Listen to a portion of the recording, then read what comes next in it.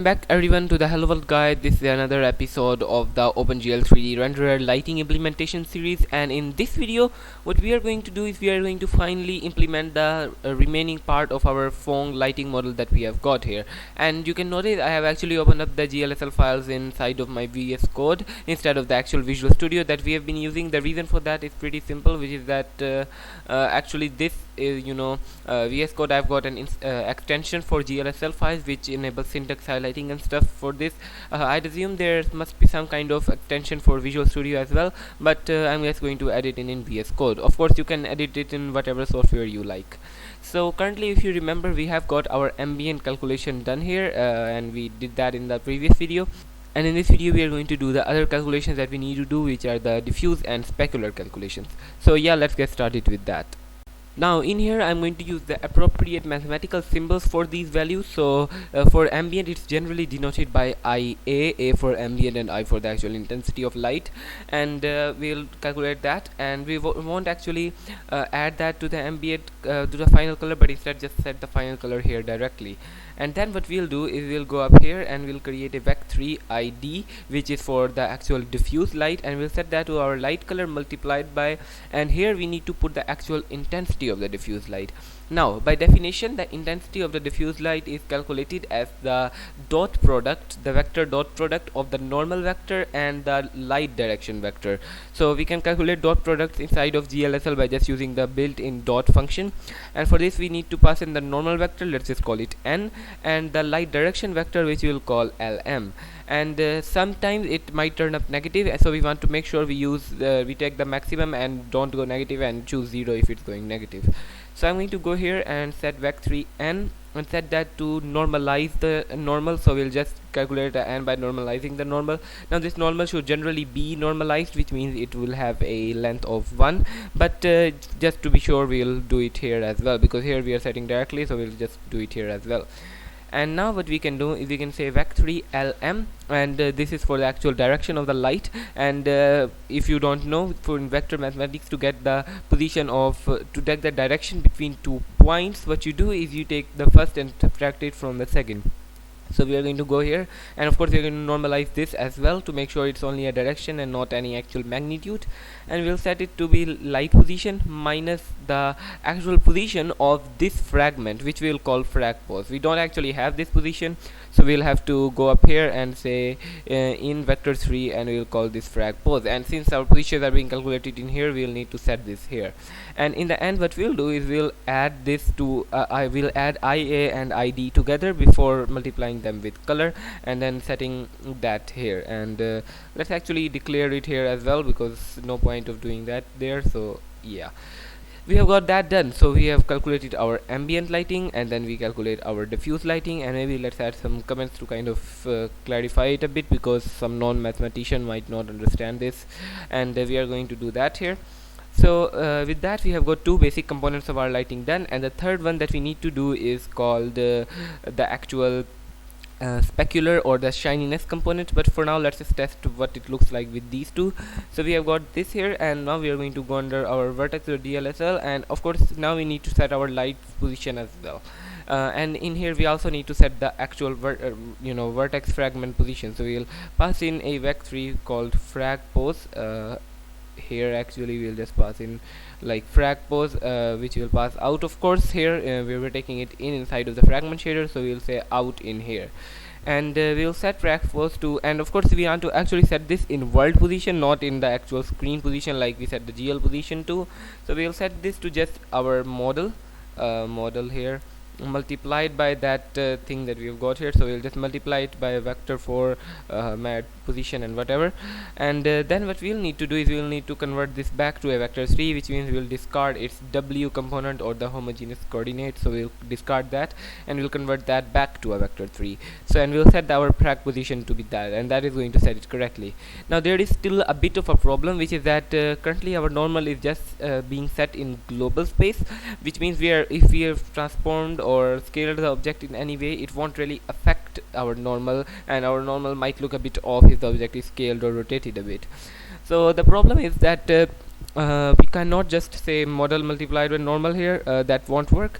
The reason for that is that normal actually is like a direction, while this position was a point, and confusing points with vectors, like both are representing using vector 3s or vector 4s, but points are different from vectors very, and if we don't actually take that into account, our calculations can end up wildly wrong. So for example, for a vector, translating it has no effect on it, because a vector is just a direction and nothing else. So in order to actually translate this into this, we need to use a specific formula, and you can google it up if you really want to get into the mathematical details of it. But most people would be content with just writing this line out, which is first transposing the inverse of our model matrix here. So we'll need to transpose the inverse of the model matrix that we have got here. So we'll need to do that here, and doing this will ensure that multiplying it by a normal will transform it correctly. And yeah, this is basically a pre-made mathematical formula, and we do need to convert this matrix to a matrix 3, because our normal is a vector 3 and we cannot do a vector 4 here. You can actually do a vector 4 here, but you'll need to set the w component to be 0, because if it's 1, that means it's a point, and if it's 0, that means it's a vector. And we'll need to set that, and we'll also need to make sure that we convert it back to a vector 3, so just easier to make this a matrix 3, and we multiply that by our normal here, and we also need to make sure to transpose and inverse it. And yeah, that's what we have got here in our vertex shader, and we are setting everything, and in here we are doing this as well. Now the only thing that we are not doing is actually setting the light position. So yeah, how are we going to set the light position? What do we want to set the light position to? Well, what we are going to do is we are going to set, you can see we are setting our view and projection like this. We are going to set the light position to actually the camera position, and this means that as we get far away from objects, we will get less light on them. And of course you can kind of make the light a separate thing, but we'll set the light position to be actually equal to the camera position, which will cause an interesting thing to happen, which is that our camera and our when we move closer to the object, it will actually get started to look brighter or something, because now it's dependent on the position of the camera. And since we are developing a basic 3D viewing, it might actually make a bit of sense to set the light position equal to the camera position. So let's go ahead and run this and see if it works or not. If I'm going to compile it, it only needs to compile the 3D renderer.cv, because the rest is going to be compiled when we actually run the program by the GPU. So it runs that, and what you should see is that we get no errors, and you can see that it's not working at all. In fact, the lighting looks completely wrong, which means our diffuse calculations are not working correctly in here. In our fragment shader, our diffuse calculations are going completely wrong. So how can we fix that? Now the reason that is happening is not actually in the shader. It is because of the main reason it's happening is because we are seeing the back side of the monkey instead of the front side of the monkey and every other object in our scene, which means that it's basically drawing the stuff that's on behind first and the stuff that's on front afterwards, and it's not really getting the order of them correct. Now the reason behind that is that we do not have any depth testing in our scene. It's just drawing everything in the order it comes, and that's obviously wrong. So in order to have depth testing, we'll need to go ahead and but just it's a single command, which is gl enable, and what we'll need to enable is gl depth test. So gl underscore depth test, and what this does is that it basically test for the depth, and that's pretty obvious, and we are going to save that and run this. And what you should see is that instead of fixing everything stays the same, and we get no improvement. The reason is that we are having this, and we are enabling depth testing, but we do not really have created a depth buffer yet. In order to create a depth buffer, what we'll need to do is we'll need to create in SFML, every window library has a different way of doing it. In SFML, you just create a sf : context settings. So in here you can see, if I go here, you can see it requires a context settings here as well. So we'll need to create a sf : context settings. So context settings here like that, and we'll just call this for example settings. And what we'll do is we'll need to set the different values of these settings to be correct. So we'll set settings dot for example we have got a bunch of different stuff here. We'll need to set a few of these. We'll set our major version to be something like 3, and our minor version to be also 3, because we are trying to operate in OpenGL 3.3, and we'll set that, and we'll set our minor version to be 3 as well. And of course we want to have the depth buffer enabled. In order to do that, we need to say settings dot depth bits, and we need to set these bits, and generally the depth buffer is set to be 24 bits. 32 and 16-bit depth buffers also exist, but 24 is the more common one. And we'll pass in our settings here, so we'll pass our settings, and FML will log out an error if we fail to meet this setting, then it says that it does not work anymore. Well, we also need to pass a style, which will just pass in sf : window : default, because we just want the default style, and we don't really want, actually we need to say sf : style, not window.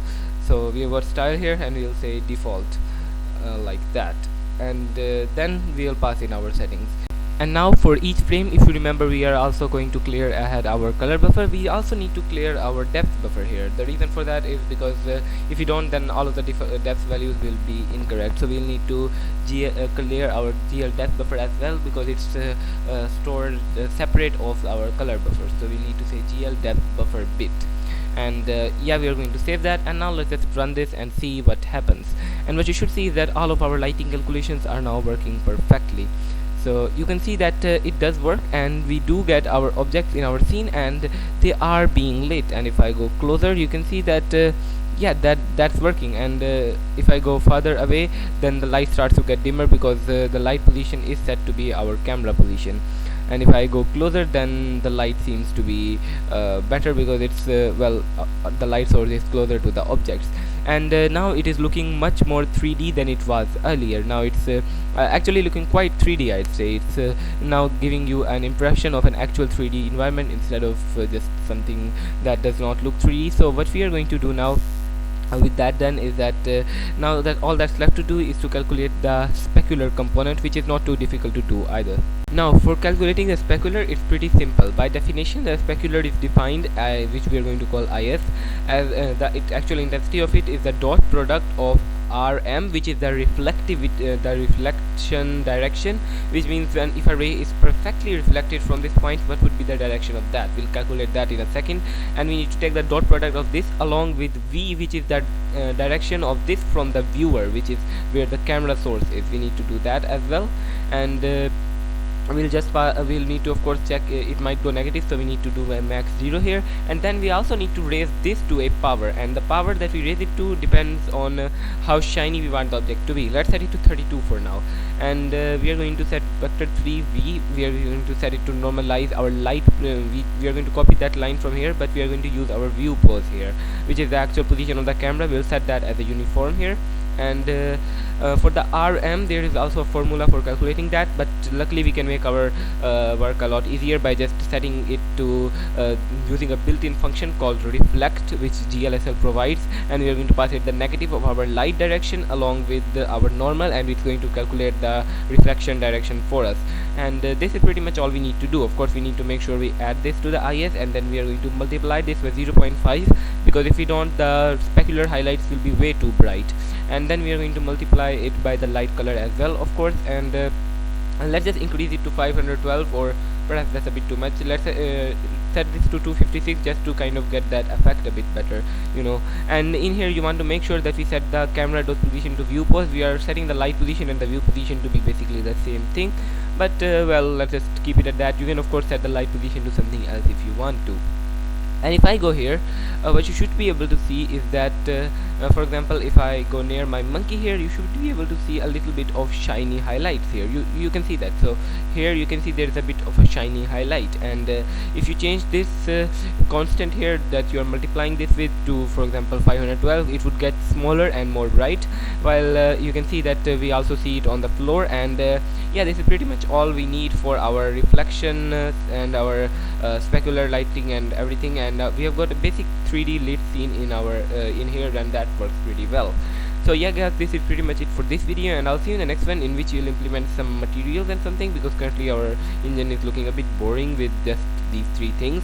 So we'll do that in the next video. Make sure to like and subscribe and stay tuned for that. I'll see you in the next one. Make sure to share this video with other people as well, and bye.